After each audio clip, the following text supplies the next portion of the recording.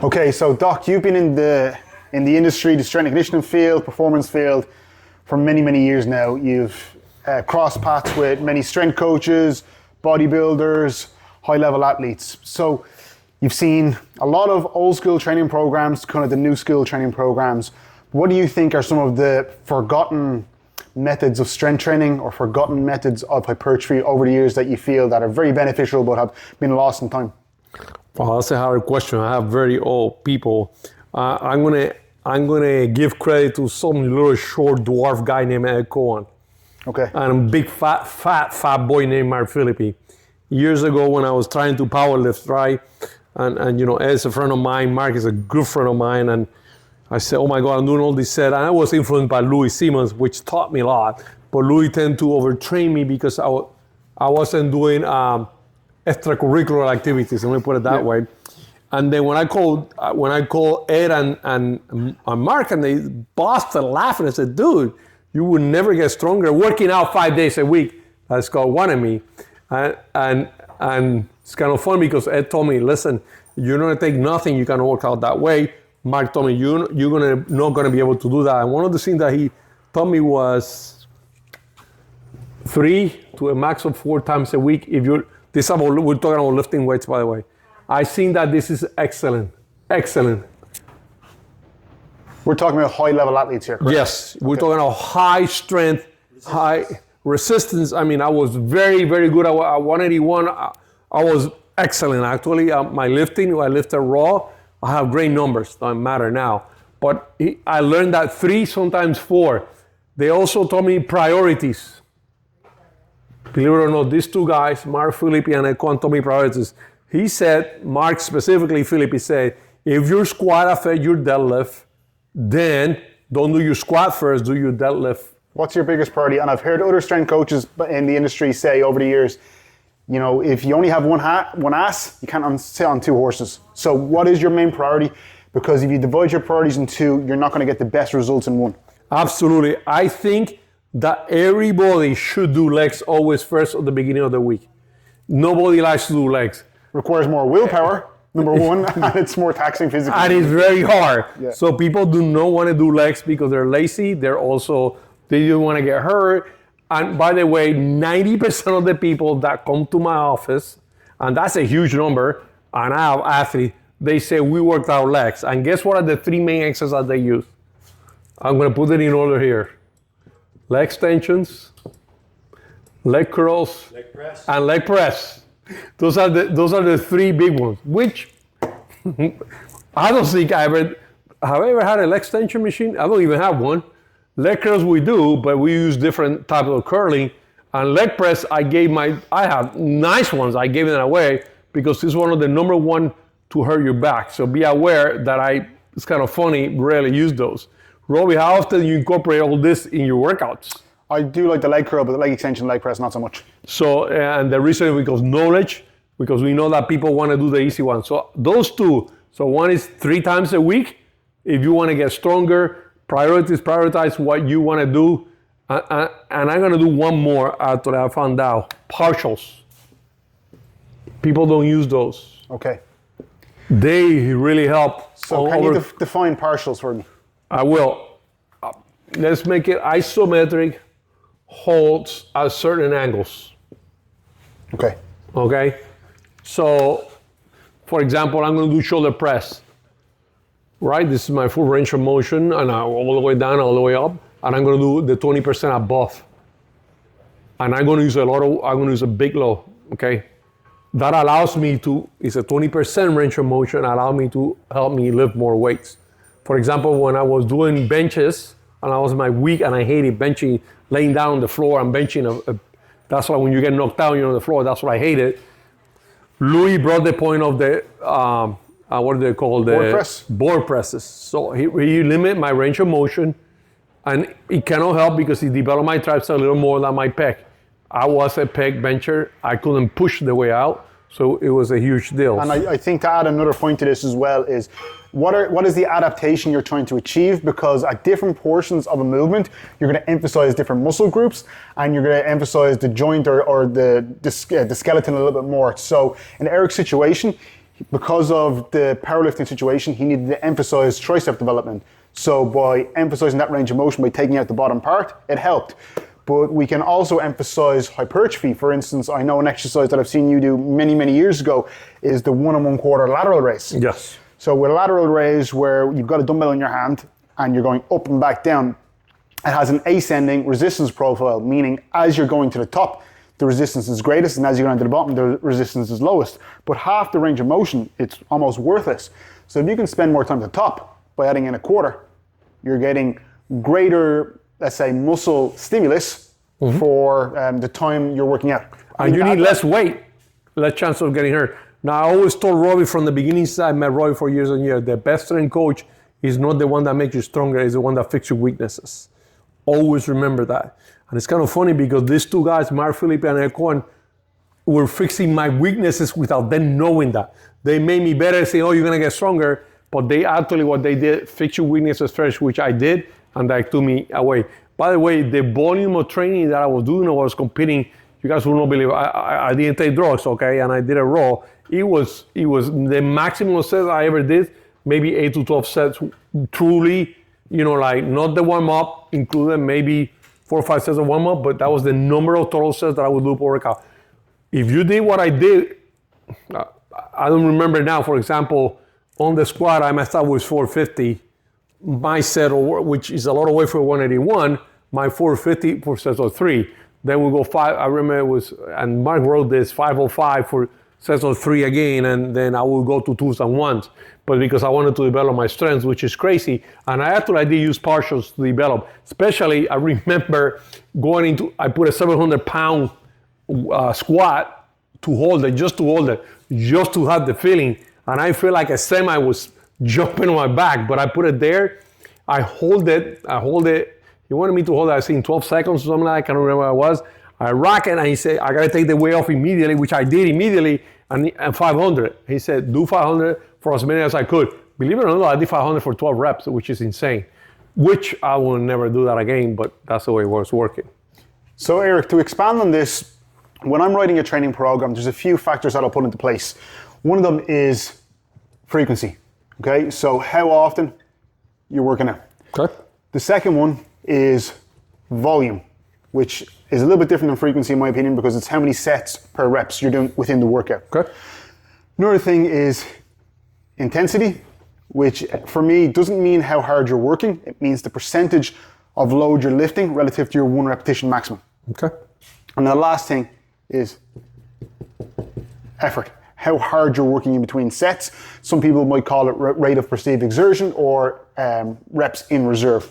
But taking on in all of those factors, let's talk about that a little bit because when I'm running a training program, I want to know where my clients are at, so where they're at now, where they want to be,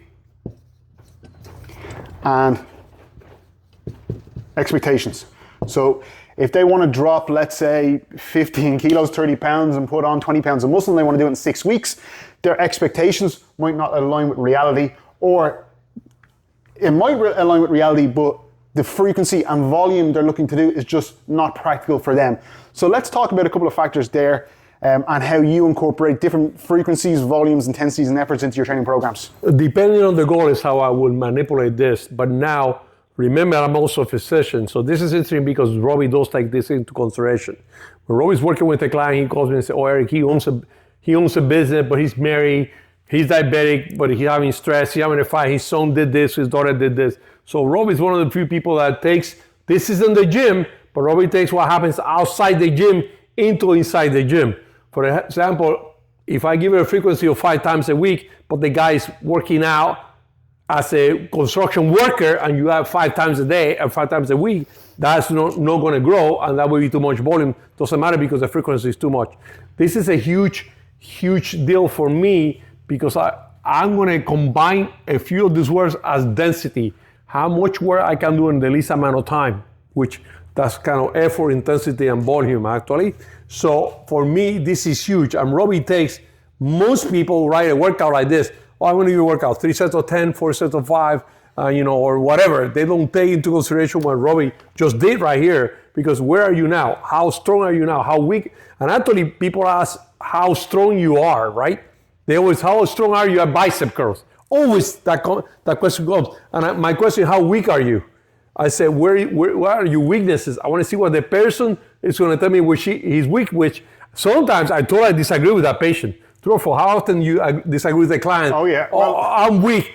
My shoulders are weak. Well, because they've been training shoulders all the time. They know they're weak, but they're strong shoulders. But then the legs look like toothpicks, so they cannot move weight. I said, well, let's be more realistic. Let's not go where you're the strongest, where you're the weakest, which usually I don't agree either, but that's crazy.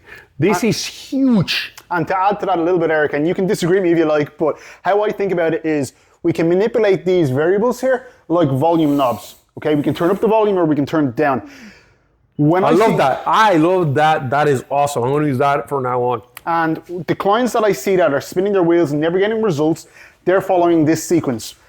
The volume's very high, so they've got that volume knob turned up all the way. Wait a second, I don't know what you mean. What's volume high? What does that mean? So high volume would mean they're doing 10 sets of 10 reps of a squat, then they're doing leg extension, then they're doing leg curl, and they're doing it, the frequency's high, so they're doing 4 or 5 times a week. But when we look at the effort they're putting in, the weight, they're wasting their time. They're doing cardio in the gym rather than actually creating mechanical tension. It's not really resistance training.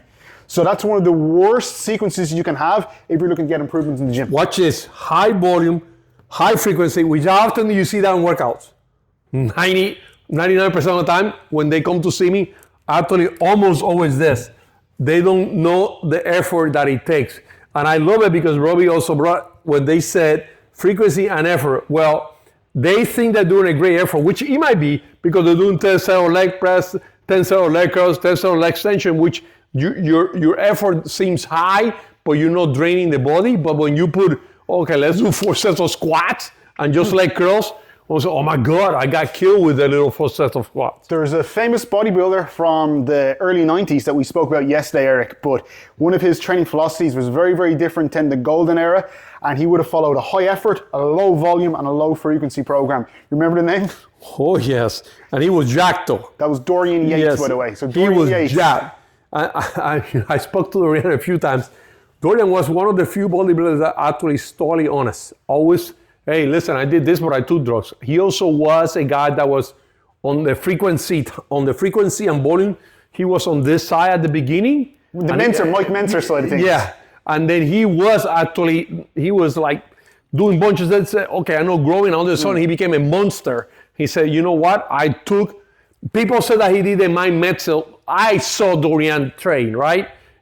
He would do 2 or 3 sets per body. He wasn't lying, but my metzel believe only 1 set per body part. Per week. Per week, which was crazy. But I mean, he did a little bit more volume. Yeah, he did more volume. He modified what the idea came, but he had a lot of effort with very low volume, low frequency, which declared mass of cardio. Okay. And you got me going now. So now actually I'm thinking about John Meadows a little bit because I feel like with John Meadows modified Dorian's program a little bit where you do, I wouldn't like to call it a warm-up set because a warm-up set to me just means you're just increasing body temperature. It was almost like a rehearsal. You're doing a load that you've got a few reps in the tank to make sure your technique is good. Then you've got a heavy work set. And then John did a work set, or you sometimes call it a challenge set, where he went to concentric failure and beyond. So let's talk about why you would do 1 set of that. I used to make fun of John Meadows. John, please forgive me. He would go, oh, Eric, you gotta concentrate. You gotta feel the weight. Actually, he was the first bodybuilder that taught me feel the weight. I was like, feel the weight? What the hell? I just want to go get it over with. And then one day, I hate doing bicep curls. And that day, he was in my basement, and we wanted to do BFR. And blood flow restriction. We did it with bands. So I gotta grab a band and show you how we did it. We took a band and we tie it like a knot on the bicep, right? And then, of course, here I come first, and I go one, do it really fast. And he's laughing at me. He said, "What?" No, I said, you got to feel the rep. Which was very amazing to see him do it. Which, by the way, we didn't tie the band it was like, of course, we need to make sure that you don't have, we did this. We want to make sure that you didn't, we wrapped it actually, which was crazy. We put it as high as we could and we wrapped it, which it was, dude, I didn't have blood supply even without doing the set. But when I did 12 reps, so I really fast, he's laughing at me and said, hell no, Serrano. And then that way you're gonna see yourself doing that bicep and see yourself growing. By the way, I did 12 reps. It hurt. It burned, right? It burned bad because I have no blood supply. But when I did 4 reps of this shit bullshit, really concentrated, really having that muscle connection, I dropped the weight. I had to drop the weight because it was so painful. And maybe I tied it more, we were tying but we were making it to not pay. We were doing it to hurt each other, of course. But it was crazy the amount of weight that I could use by feeling the weight, by actually really feeling the muscle connection. It was crazy. And I want to add a little bit to that as well, because I think now with the TikTok era of influencers and bodybuilders, I think we've gone on the other spectrum where it's all about feel. Yes. Where I think we might have lost effort at some stage where they've got little pink dumbbells and they're flexing the muscle and they feel a lot. But just because we're getting feel, is it necessarily going to give us adaptation? No, and actually it's kind of funny. One thing that I helped develop is called the bubble bar. I haven't spoke too much about it. I got to bring you right now real quick to this talk here.